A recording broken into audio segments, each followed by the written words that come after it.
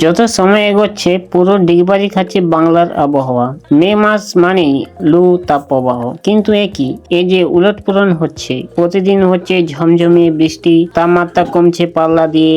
আবহাওয়ার বদল হবে কি? এ নিয়ে আবহাওয়া অফিস জানিয়েছে আগামী কয়েকদিন বাংলার আবহাওয়া মোটের উপর একই রকম থাকবে। আজ বৃহস্পতিবার থেকে বাংলায় জেলায় জেলায় তুমুল ঝড় জলের জন্য বিশেষ সতর্কতা জারি করেছে আলিপুর আবহাওয়া অফিস। অব্যাহত রয়েছে একের পর এক ঘূর্ণাবর্ত সঙ্গে নিম্নচাপ অক্ষরেখা। দক্ষিণবঙ্গের আবহাওয়া প্রথমেই আসা যাক আজ সারাদিন সমগ্র দক্ষিণবঙ্গের আবহাওয়া কেমন থাকবে সে সম্পর্কে। আলিপুর আবহাওয়া দপ্তরের তরফে জারি করা বুলেটিন অনুযায়ী বৃহস্পতিবার বজ্রবিদ্যুৎ সহ ঝড় বৃষ্টির সম্ভাবনা রয়েছে পুরুলিয়া, বাঁকুড়া, ঝাড়গ্রাম, পশ্চিম মেদিনীপুর, পূর্ব বর্ধমান, হুগলি, হাওড়া জেলায়। উল্লেখিত জেলাগুলিতে জারি করা হয়েছে হলুদ সতর্কতা।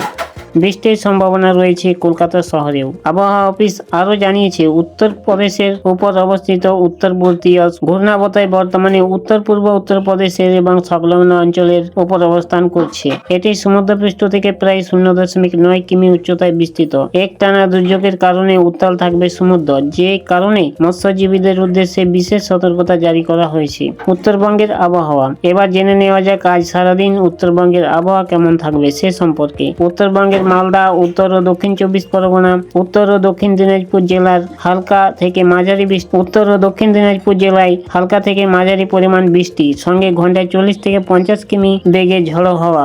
আগামীকালের আবহাওয়া। শুক্রবার কেমন থাকবে সমগ্র বাংলার আবহাওয়া নিশ্চয়ই ভাবছেন। হাওয়া অফিস জানিয়েছে এদিন দক্ষিণবঙ্গের পুরুলিয়া, বাঁকুড়া ও পূর্ব বর্ধমান, পশ্চিম বর্ধমান, বীরভূম জেলায় বৃষ্টির সঙ্গে ঘন্টায় 40 থেকে 50 কিমি বেগে ঝড়ের সম্ভাবনা রয়েছে। এরপর শনিবার থেকে আবার দক্ষিণবঙ্গের জেলাগুলিতে বৃষ্টির মাত্রা বাড়বে।